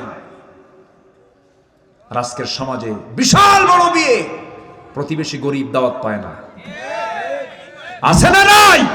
ওগুলো জানোয়ার, ওগুলো জানোয়ার, ওগুলো। আজকে আমি ভালো কাজ কি এগুলো বুঝাচ্ছি, এই জন্য এগুলো কথাগুলো আসতেছে। আপনি যেদিন মরে যাবেন, ওই ধনী লোক লন্ডন থেকে আসবে না, ওই গরিব প্রতিবেশী আপনার কবর খনন করার জন্য যাবে। গরিবরে দাওয়াত দেয় না, কিছু দিতে পারবে না, বিয়েতে নেবেন কেন আপনি? বিয়েতে কিসের উপর নেবেন আপনি? যে বিয়ের টার্গেট থাকে আমি খরচ তুলবো, ওই অলিমা করার দরকার নাই। কি ঠিক আছে কিনা বলেন? হিসাব করে যে খরচ কত, উঠবে কত, দেখছেন? আছে কিনা, আছে কিনা, আছে কিনা, আছে কিনা? উচিত কি জানেন? বিয়ের অনুষ্ঠান যারা করবে, কার্ডে লেখা উচিত বিশেষ দ্রষ্টব্য। বিয়ের অনুষ্ঠানে আসবেন, অলিমাতে আসবেন, বিশেষ দ্রষ্টব্য, কিচ্ছু বড় নিয়ে আসবেন না, সব অনুষ্ঠান বন্ধ হয়ে যাবে। হ্যাঁ, কার মন খারাপ হবে? ও আচ্ছা আচ্ছা, না না, এটাই বরকত। এটা কি বলেন, এটা কি বলেন? বরকত। রাগ করতেছেন নাকি আপনারা? আলোচনা চালাই, কষ্ট হচ্ছে নাকি আপনাদের? ওমর কি বলে, আমার নবীজির সামনে আলী বলছেন, আলী বিয়ে হয়ে যাবে। ভিতরে গিয়ে বলছেন, মা আমি একটা ছেলে ঠিক করছি, তুমি কি পছন্দ করো? আপনার পছন্দে আমার পছন্দ। আল্লাহু আকবার বলে। আর এখনকার মেয়ের বাপরা বলতে পারে, কাব্বা তুমি বোঝো কিছু? ছেলে কি করে, মুখে দাঁড়িয়ে আছে, বাবা শিক্ষিত, ভালো, পরহেজগার, নামাজ পড়ে, কাব্বা দাঁড়িয়ে আছে, ও তো চাচা। হিসাব ক্লিয়ার। কাকে পছন্দ মা বলো?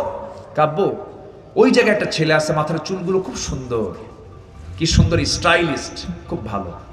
কেমন? ওই যে ওই মার্কা চুল, হাঁটু ফাটা প্যান্ট। আব্বা মাঝে মাঝে একটু বোতল খায়, বোতল আছে না নাই? ইয়াবাখোর, গাঁজাখোরকে পছন্দ হয়, ঠিক কিনা? যুবকরা, চরিত্র সুন্দর করো, ভালো বউ পাবা। আর চরিত্র কুত্তার মতো করবা, জানোয়ার একটা আসবে তোমার কাছে। রাগ করতেছ? এগুলি দরকার কথা, এগুলি প্রয়োজন। জীবনটাকে সুন্দর করে সাজাবো, জোরে বলি ইনশাআল্লাহ। নবীজি মেয়েকে বিয়ে দিলেন, বিয়ে দিয়ে বলছেন, মা স্বামীর ঘরে যাচ্ছ, মৃত্যুর দিন পর্যন্ত একটা নালিশ যেন আমার কানে না আসে, যাও। আর এখনকার মেয়ের বাপরা কি কয়, তুই যা, কিছু হলে খালি ফোন দিবি, খাইয়া ফালাম। আছে না এরকম? আছে না এরকম বাপ? আছে। শান্তি হবে? শান্তি হবে? হবে না। স্বামীর দোষ ধরা জায়েজ নাই, আবার বইয়ের দোষ ধরাও জায়েজ নাই। দুজনের দোষ দুজন ধরবে, কিন্তু কাউকে বলা যাবে না, কাউকে বলা যাবে না। এরকম বেকুব কিছু আছে না পুরুষ, বেকুব কিছু মহিলাও আছে না নাই বলেন? ঢোল পিটে বেড়ায়, এগুলো করবেন না। নিজেদের সমস্যা নিজেরা সমাধান করবেন, আপনি এবং স্ত্রী, আপনার দুজন, একটা পৃথিবী, একটা পৃথিবী সুন্দর করে বিদায় নিবেন। আলহামদুলিল্লাহ বলেন।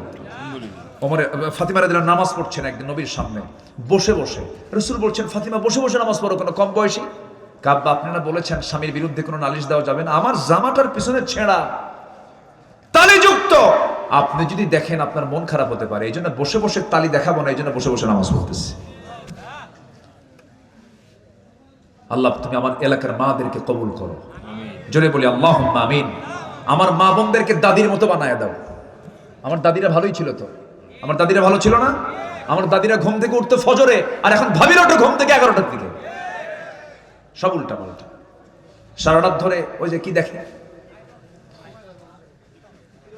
আমার বন্ধুগণ, ওই সাহাবী নবীর কাছে আসলেন, রাসূল বলছেন, সাদ চিন্তা করো না, তোমার বিয়ের ব্যবস্থা হয়ে যাচ্ছে, তোমার বিয়ের সব ফয়সালা করে দিচ্ছি আমি। 200, 200, 400 দিরহাম দুজন সাহাবীর কাছ থেকে নিয়ে বলেন, বাজার করে আসো। বাজার করতে গেছেন, বাজার করা শুরু করেছেন, এমন সময় তার কানে সংবাদ আসলো, সাদ তুমি বিয়ের বাজার করতে আসছে, তুমি কি জানো যুদ্ধের ডাক কিন্তু আসছে। সঙ্গে সঙ্গে সাদ করলেন কি বিয়ের বাজার বন্ধ করে তিনি যুদ্ধের বাজার করলেন, ঘোড়া কিনলেন, তরবারি কিনলেন, যুদ্ধে চলে গেলেন, শাহাদত বরণ করলেন, বিয়ার হলো না। নবীর কানে সংবাদ আসলো, হুজুর সাদ তো দুনিয়াতে নাই। কোন সাদ? যে সাদের বিয়ের কথা গতকালকে ছিল। আমার নবীজি দৌড় মেরে চলে এসে তার লাশটা দেখলেন, মস্তকটা ছিটকে পড়ে আছে, চুলগুলো লম্বা লম্বা, রক্তাক্ত চেহারা হয়ে আছে। রাসূল তার দিকে তাকায়, একবার হাসেন একবার কাঁদেন। সাহাবীরা বলছেন, হুজুর আপনি এমন করছেন কেন? রাসূল বলছেন, আমি সাদের ব্যাপারে আমি এই জন্য কান্দি, আমি সাদের সব আয়োজন সম্পূর্ণ করলাম, কিন্তু সাদ তো বিয়ে করতে পারলো না, এই জন্য কান্দি। আর সাদের দিকে আমি তাকাই, এই জন্য হাসতেছি, আমি আমার নিজের চোখে দেখতে পেতেছি জান্নাতের হুররা তাকে টানাটানি করে জান্নাতের দিকে নিয়ে চলে যেতেছে। জোরে কোন সুবহানাল্লাহ, আরো জোরে বলেন সুবহানাল্লাহ। আমার ভাইয়েরা, কথার তো কোনো থা নাই, বহুদিকে কথা চলে যায়। সবচেয়ে বড় বিষয় হলো আমার জীবন থেকে হারাম কাজগুলোকে আমরা মাইনাস করব, হালাল কাজগুলোকে ইনক্লুড করব, হারাম কাজগুলোকে মাইনাস করে ফেলবো। ভালোবাসবেন কে? আজ তোমরা ভালোবাসবেন কে? আমরা কি জিনার পক্ষে না বিয়ের পক্ষে? সুদের পক্ষে না যাকাতের পক্ষে? বলেন বলেন বলেন, কিসের পক্ষে? যাকাতের পক্ষে। বেনামাজ না নামাজ? বেনামাজ না নামাজ? সুদ না যাকাত? ভালো কাজের দিকে আমরা নিজেকে প্রস্তুত করে ফেলবো। আল্লাহ সৎকর্মের ফলাফল হলো 10টা, 2টা চলে গেল। সৎকর্মের মাধ্যমে গুনাহ মাফ হয়ে যায়। গুনাহ কি হয়ে যায়? মাফ হয়ে যায়। নাম্বার 4 হলো আল্লাহর তরফ থেকে পবিত্র জীবনের সুসংবাদ হয়। পবিত্র জীবন কাকে বলে? পবিত্র জীবন তো তার যে জীবনকে আল্লাহ রাব্বুল আলামিন জান্নাতের জন্য প্রস্তুত করেছেন। জোরে বলেন সুবহানাল্লাহ। মান আমিলা সালিহাম মিন যাকারিন আও উনসা وهو مؤمن فلنحيينه حياة طيبة। জোরে বলুন আল্লাহু আকবার। নাম্বার 5 হলো মহান আল্লাহর রহমত প্রাপ্তির সুসংবাদ। নেক আমল করলে পরে আল্লাহ পাক রহমত দিয়ে ধন্য করবেন। আমরা কি হিসাব দিয়ে জান্নাত পাবো নাকি? হিসাব দিয়ে জান্নাত পাবো? রহমত দরকার কার? কার রহমত দরকার? আল্লাহর রহমত দরকার। একটা ছোট্ট ইতিহাস মনে পড়ে গেল। আমার নবী ইতিহাসটা সাহাবায়ে কেরামের সামনে একদিন বলছিলেন। সাহাবীদেরকে বলেন, ও সাহাবীরা বলবো নাকি? হুজুর বলেন। রাসূল বলছেন, বনি ইসরাইল যুগে 3 যুবক তারা কোন এক সফরে বের হলো। হঠাৎ করে তাদের সামনে বিশাল বড় ঝড় শুরু হয়ে গেল। সেই ঝড়ের কবলে পড়ে গেছেন এই 3 যুবক। পাহাড়ি এক গর্তের মধ্যে গিয়ে তারা আশ্রয় নিল।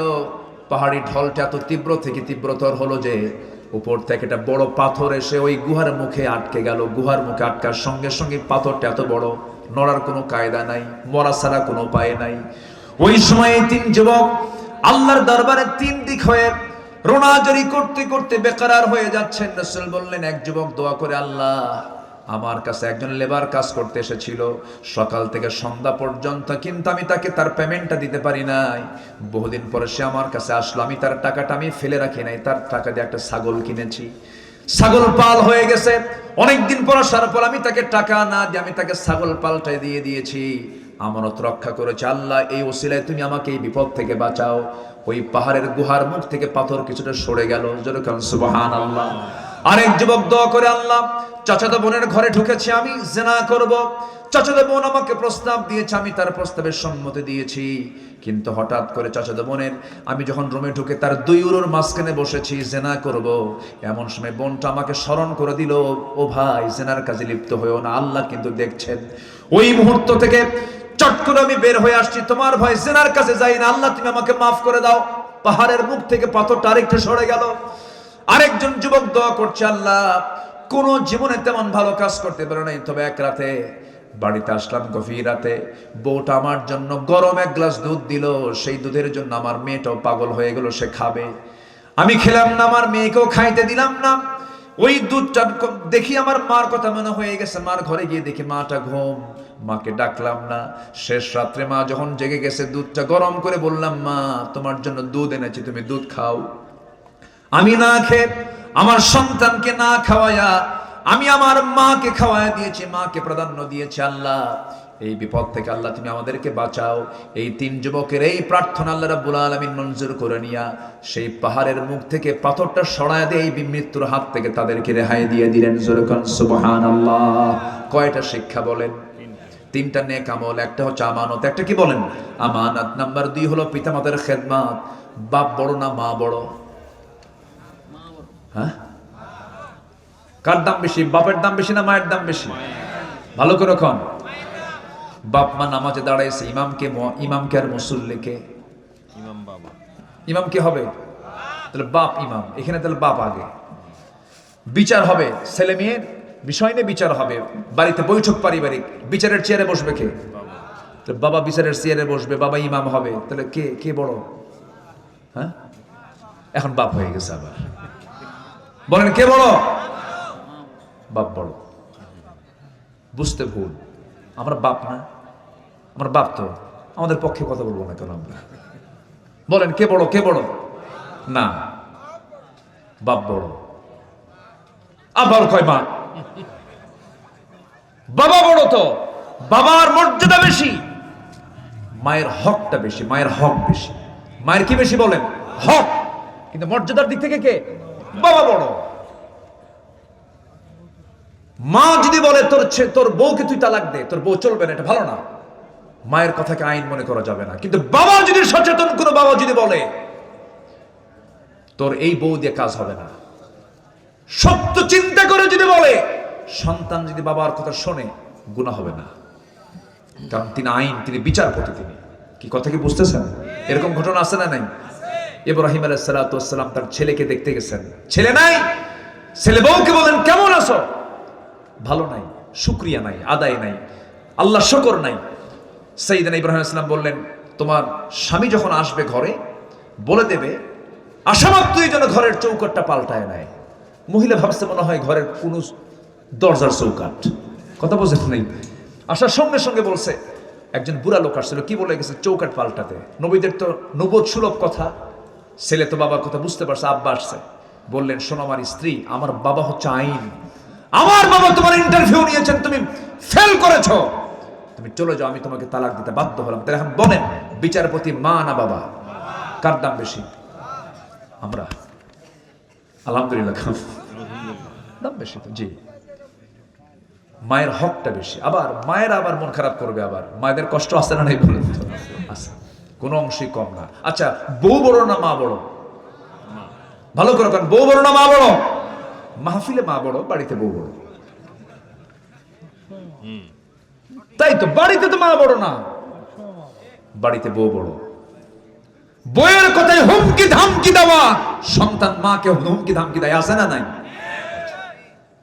এগুলো করা যাবে না, এগুলো বদামল। জাহান্নাম যেতে হবে। কোথায় যেতে হবে? জাহান্নাম। আল্লাহ বোঝার তৌফিক দান করুন, জোরে বলি আমিন। আমি অনেক কষ্ট দিচ্ছি আপনাদের, এত রাত জেগে জেগে আপনাদেরকে কষ্ট করাচ্ছি, আমাকে মাফ করে দিবেন। কষ্ট দিচ্ছেন আপনাদেরকে? কষ্ট পাচ্ছেন না তো? অনেক কথা ছিল, আমাকে অনেকক্ষণ আগের থেকেই তারা আমাকে বলতেছেন, অনেকগুলো জমা হয়ে গেছে, এটা বলতে তো ফজর হয়ে যাবে। অনেক দান আপনাদের, মাশাআল্লাহ, আলহামদুলিল্লাহ। হ্যাঁ, আচ্ছা ঠিক আছে, বসেন, কেউ যাবেন না, আমরা একসঙ্গে দোয়া করবো না ইনশাআল্লাহ? দোয়া করে দেব। এখানে অনেকগুলো দান আসছে। একটা প্রশ্ন আসছে এখানে, হুজুর এখানকার যুবকরা বেশি জুয়াতে আসক্ত। আমি তো বলছি এগুলো, বললাম না যে এখন তো জুয়া খেলে কোথায় বলেন তো? কিসে খেলে? মোবাইলে খেলে। সব তো বললাম আজকে। বাবা এগুলো করো না, সব শেষ হয়ে যাবে, একদম সব শেষ হয়ে যাবে, ইহকাল পরকাল সব হারায় ফেলবে। এটা হারাম, এটা করা যাবে না। দান আসছে অনেক, আল্লাহ তুমি সবার দানকে কবুল করে, জোরে বলি আল্লাহুম্মা আমিন।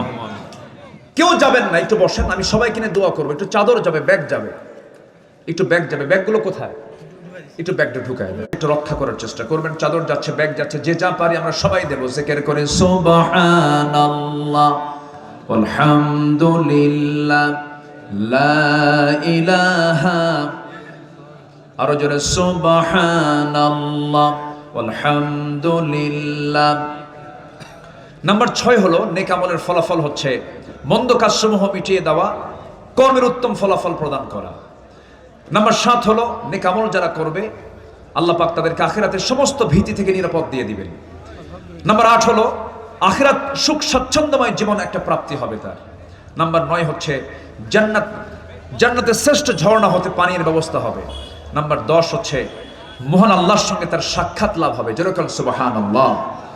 তো অনেকে এখানে দান করছেন, মনে ওখানে কি লেখার জায়গা না মনে হয়, ওখানে লিখে দিচ্ছে মনে হয়, লিখে দিচ্ছে। এখানকার সিস্টেমটা এরকম না, মাশাআল্লাহ, এখানে লিখে লিখে দেয়, মাশাআল্লাহ। জি, যে যেখানে পারেন আমরা সবাই দেওয়ার চেষ্টা করব। আমরা যে যতটুকু পারি আমরা সবাই দেব। দোয়া করে দেব, দোয়া করব একটু পর। আচ্ছা ঠিক আছে, জি একটু মেহেরবানি করে যে যা পারি আমরা সবাই দেওয়ার। জি একটু চাদর দেওয়া আছে, যে যা পারি আমরা সবাই দেবো ইনশাআল্লাহ। তুমি সবাইকে দিল থেকে দেওয়ার তৌফিক দাও। জোরে বলি আল্লাহুম্মা আমিন। জিকির করি সুবহানাল্লাহ আলহামদুলিল্লাহ। আর জোরে লা ইলাহা ইল্লাল্লাহু মুহাম্মাদুর রাসূলুল্লাহ সাল্লাল্লাহু আলাইহি ওয়াসাল্লাম। আসুন আমরা কাঙ্ক্ষিত দোয়ার দিকে যাব। অনেক মা বোন বসে আছেন, মা বোনরা আপনারাও দান করবেন। চাদর গেছে, চাদরে যে যা পারি আমরা সবাই কম বেশি দেওয়ার চেষ্টা করব। উত্তরবঙ্গের মাহফিলগুলোতে পুরুষ বেশি হয় না মহিলা বেশি হয়? মহিলা বেশি হয় না? মহিলা বেশি হয়। আল্লাহ তুমি সবার দানকে কবুল করো। দোয়া আল্লাহুম্মা আমিন।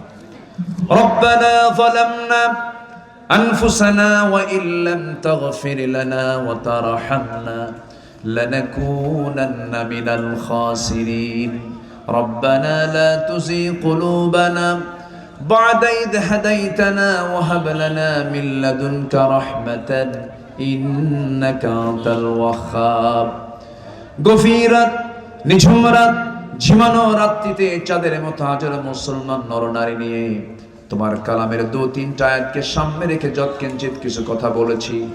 গুনার বোঝা মাথায় নিয়ে দুটো হাত পেতেছি। আল্লাহ গুনার দিকে নজর দিও না, বান্দা মনে করে তামাম জিন্দেগির গুনাহগুলোকে মাফ করে দাও। জনম দুঃখিনী মা, জনম দুঃখী বাপজান যারা দুনিয়া থেকে বিদায় নিয়েছেন, জিন্দেগির গুনাহগুলো মাফ করো, কবরগুলোকে জান্নাতের টুকরা বানায়া দাও। রব্বিরহামহুমা কামা রব্বায়ানি সগীরা রব্বিরহামহুমা কামা রব্বায়ানি সগীরা। ও আল্লাহ, বিশেষ করে মাহফিলের আয়োজন যারা করলেন, শোনার জন্য যারা আসলেন, বিনিময়ে কিয়ামতের কঠিন দিন এই মাহফিল সবার জন্য নাজাতের মাধ্যম বানায় দিও আল্লাহ। ব্রহ্মপুর হাফেজে মাদ্রাসার ছাত্র শিক্ষক সবাইকে কবুল করে নাও, কমিটির ভাইদেরকে কবুল করে নাও। আশপাশে যত কবর বাসী আছেন আল্লাহ, মাইয়াদের কবরগুলোকে তুমি আল্লাহ জান্নাতের টুকরা বানায়া দাও। আয় আল্লাহ তাআলা, আমার ডানে বামে সামনে পিছনে যত ভাই হাত তুলেছেন, যার যা প্রার্থনা তুমি আল্লাহ দয়া করে মঞ্জুর করে নাও। দুনিয়া থেকে কোন দিন বিদায় নেব জানি না, ডান হাতে আমলনামা না আসা পর্যন্ত মরণ দিও না। মালাকুল মউত কোন দিন আসবে কেউ তো আমরা বলতে পারি না, তবে যেদিন মরে যাব রে, টান মেরে ঘর থেকে বের করে দেবে। জীবনের শেষ গোসলটা হয়ে যাবে, মরা মুখ সব দেখে দেখে চলে যাবে, কবরের দিকে নিয়ে চলে যাবে ঠেলে। মাথার চুলগুলো খসে খসে পড়বে 24 ঘন্টায়। 3 দিন যাবে না, চামড়াগুলো গলে গলে পোকার পেটের খাবার হয়ে যাবে। মাত্র 7টা দিন পেটের নাড়ি ভেড়ি সব চোখ মুখ কান নাক দিয়ে বের হওয়া শুরু হয়ে যাবে, কিম্ভূত কিমাকার চেহারা হয়ে যাবে। মাত্র 7টা দিন আমার অস্তিত্ব বিলীন হয়ে যাবে। 3টা মাস পর দেখা যাবে কবর খনন করে কয়েকটা হাড় ছাড়া কবরে কিছু নাই, সব পোকার রাজত্বে চলে গেছে। এই তো দুনিয়ার নিয়ম রে আল্লাহ। সে অন্তিম সময় যখন চলে আসবে, জবানি জারি করে দিও লা ইলাহা ইল্লাল্লাহু মুহাম্মাদুর রাসূলুল্লাহ। আসসালামু আলাইকুম ওয়া রাহমাতুল্লাহি ওয়া বারাকাতুহু।